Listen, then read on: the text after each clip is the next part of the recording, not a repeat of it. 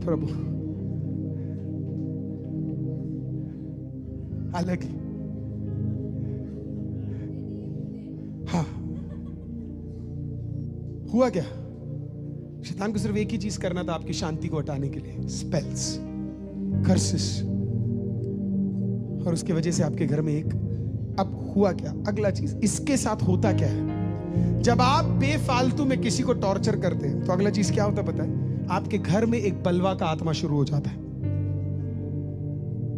और अब वही बेटा, वही बेटी, वही पत्नी, वही पति जो पहले तेरी बात को सुनता था, वो सुनेगा नहीं, वो बलवा में रिटर्न जवाब देना शुरू करेगा। क्योंकि आप बार बार ये सोच रहे थे कि ये एक फिजिकल प्रॉब्लम है। ये प्रॉब्लम फिजिकल नहीं था, ये क्या था? स्पिरिचुअल था।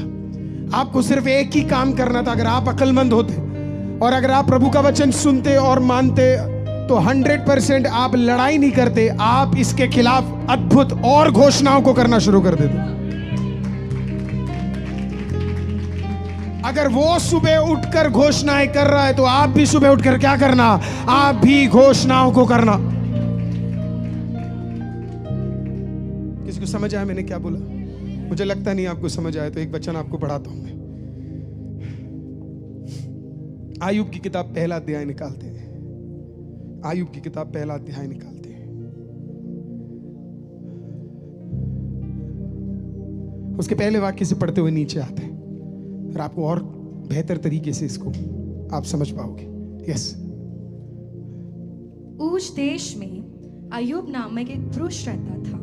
वह खरा, सीधा था और परमेश्वर का भय मानता था। देखना, खरा, सीधा और परमेश्वर का भय, ये इसकी क्वालिटी थी। 3 चीजें, ठीक है। अगला, और बुराई से दूर रहता था। और बुराई से, उसने वही वाला काम अपनाया जो याबेस ने अपनाया था, और वो क्या था? मुझे बुराई से बचा या दूर रख। ये इसकी कंडीशंस थे। आगे बढ़ता गया। अब देखना इसके जीवनों में भलाई क्या क्या है।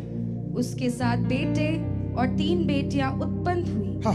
उसके 7,000 भेड़ बकरियां, हाँ। 3,000 ऊंट, 500 चौड़ी बैल और 500 गदहियां और बहुत से दास दासियां थी।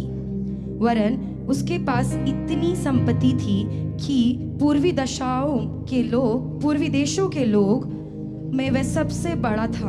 आमीन। मतलब अब जरा देखिए आप, और आप खुश हो सकते हैं क्योंकि आपको हवा आ रही होगी। हालेलुया। तो एक बार ताली बजा के आप प्रभु का धन्यवाद कर सकते हैं। Praise the Lord। अब होता क्या है? इसको परमेश्वर ने इतना आशीषित किया है कि उस